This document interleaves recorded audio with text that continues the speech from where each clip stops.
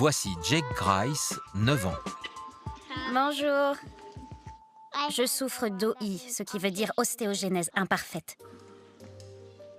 À tout instant du jour et de la nuit, chaque os du corps de ce petit garçon de 9 ans Voilà comment je me déplace. menace de se fracturer. Si je me cogne la jambe sans faire attention, elle peut se casser. Comment tu utilises ton pouvoir?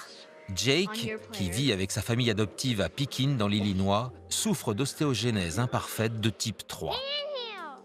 Ce type d'OI concerne seulement une naissance sur 70 000 dans le monde.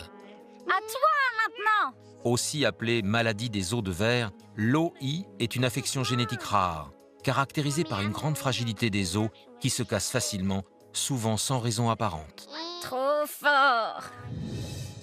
Une ossature normale, comme ici, est constituée de nombreux os très denses, représentés en vert. Dans le cas de Jake, l'ossature ressemble à ça. Je vois ses os comme du polystyrène. On doit faire très attention à lui. Ses os présentent également des déformations. Les membres de Jake sont trop faibles pour lui permettre de marcher. Il se déplace donc sur les fesses ou dans son fauteuil roulant. Et tu m'entends? 1, 2, 3, 1, 2, 3. Le risque de fracture est très important chez lui. Il se casse quelque chose tous les jours ou presque. 1, 2, 3, à vous. Jake s'est cassé tous les os des bras et des jambes. Il a souffert de fractures vertébrales jusqu'à la colonne cervicale, au niveau du cou. Il s'est aussi fracturé les chevilles, les pieds, les orteils et les doigts. L'extrême fragilité osseuse de Jake trouve ses origines dans son ADN.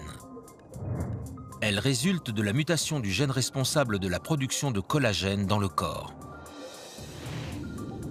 Le collagène est une protéine de l'organisme, un composant essentiel des os et d'autres tissus conjonctifs. Il fait partie de la trame osseuse. Dans un os sain, les fibres de collagène sont l'équivalent des briques que l'on empile pour former une structure solide. Ces fibres sont entourées de minéraux cristallisés, comme le calcium et le phosphore. Les fibres de collagène sont au tissu de notre corps ce que les tiges d'acier sont au béton armé, utilisé pour construire les fondations d'un bâtiment. Le collagène assure l'élasticité, tandis que les minéraux apportent de la force.